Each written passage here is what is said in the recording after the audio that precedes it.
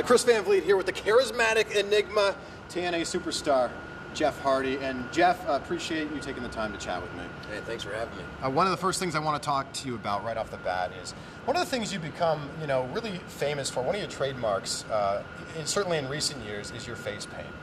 And I want to know, where did this all come from for you?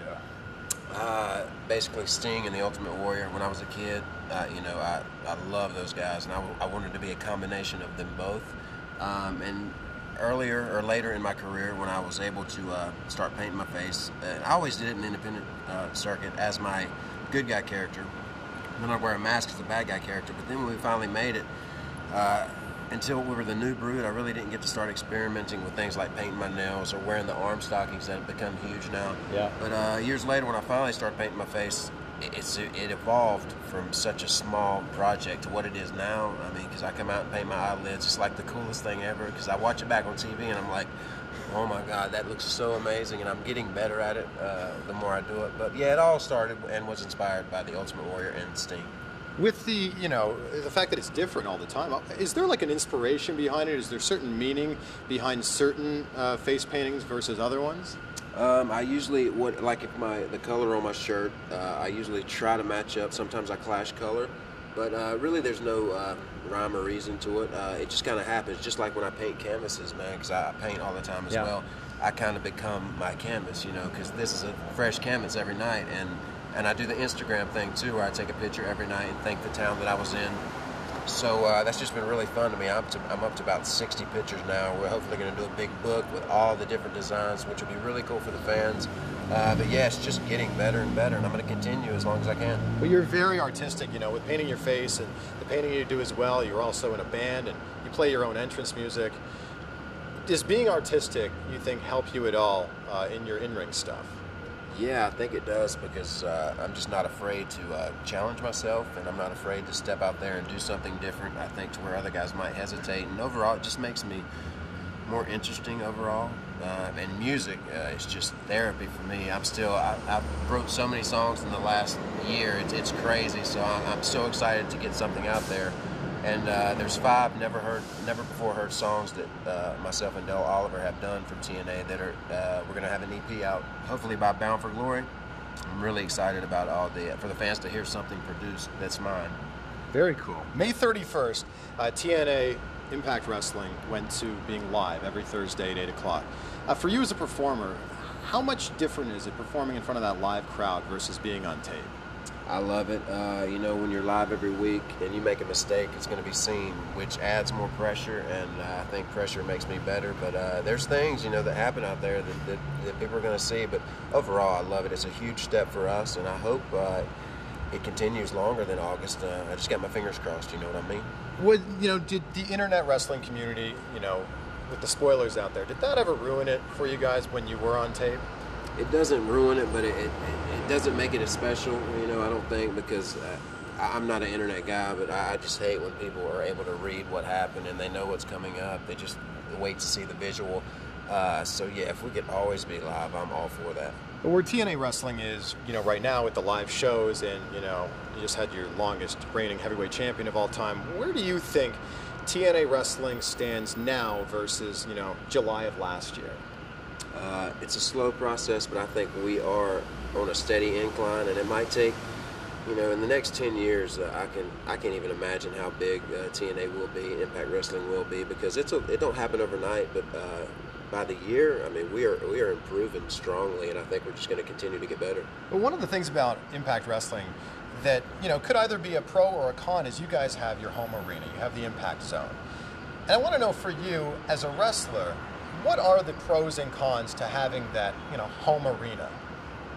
It's cool. It always that was a huge, when ECW, the original ECW was on fire. That was so special, and just it reminds me of that, because we do have our home, and the fans down at Universal are, they know what they're seeing, and they know how to cheer and get crazy, and during the summer, like for example, this summer has been off the charts, man. They have been on fire. In the winter, the season's not exactly right. It gets a little boring, but hopefully we're on our way to getting out of there, or not being there so much, because, for example, like when we did TV in Fayetteville, it looked like a huge show. Like, I mean, because it was packed and it was just a different setting, a different feel.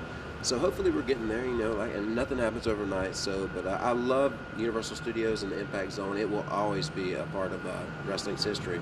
You're one of those guys who, you know, over the course of your career, you've taken a lot of risks. A lot of risks. I mean, your highlight reel is ridiculous.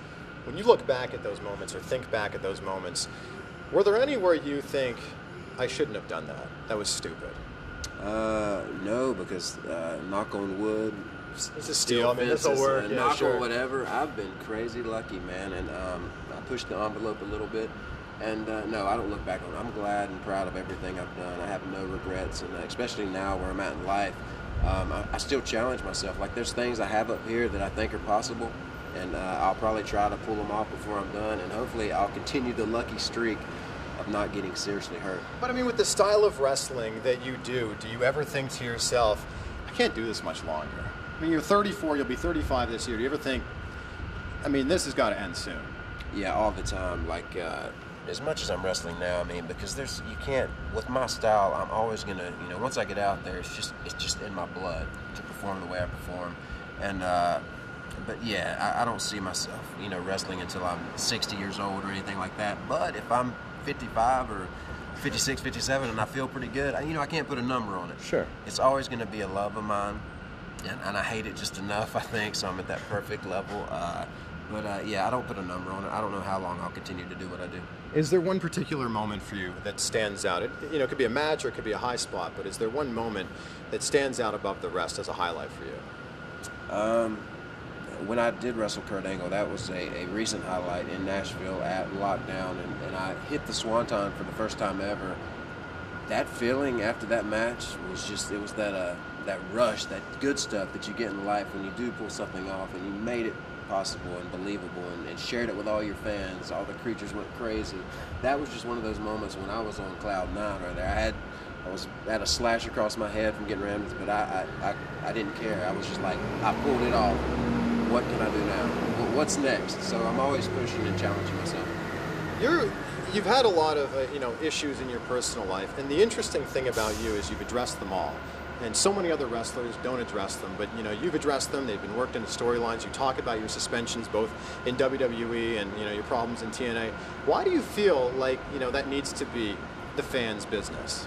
It doesn't really, but I think in the long run and just being who I am, I think it's, I mean, people respect that more, especially with my suspensions up there. Like, I think I'm the only guy that's ever talked about them. Yeah. And made it, and it's turned into being parts of storylines. And even what happened at Victory Road 2 years ago when I came back to TNA last August, man, that was one of the hardest things I've ever had to do. But after it was over, I felt good. This is my clean slate. I can start over. I got one more chance. Wrote a song about being resurrected. I am excited to get to do this right this time and be extremely successful. So I think it's all been right, and in the long run, I think it's all just going to be memorable and respected. I think fans certainly do respect that, and they appreciate the fact that you are, you know, open and honest with them. When you look back on those moments, do you have any regret? No regrets. One of my new songs, it was actually when Matt was in TNA, his instrumental tune that he came out to, I wrote a song called Reptilian, and it's about having no regrets and pretty much that cold-blooded mentality that Matt had at that time. Just turned out really cool, and that talks about that, having no regrets and just being proud of who you are and what you're gonna do, and how are you gonna prove people wrong that don't believe you're not gonna mess up again. So yeah, I'm all for that, like proving people wrong, especially now. Well, one of those things with proving people wrong is you became the TNA heavyweight champion, and not only did you become the champion, but you had your own custom belt. What was the process that went into creating that? I drew it up one night. I think it came across on television, like Hogan had designed it for me. I was like, man, nobody's going to believe Hogan designed that. But it all worked out. It was just cool and fresh and new.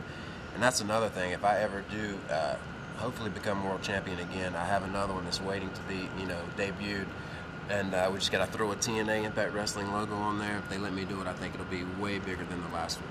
There was a lot of talk in the wrestling world in general about, you know, best at this, best at that, or greatest at this, greatest at that. In your opinion, any, you know, organization, who do you think truly is the best in the world right now?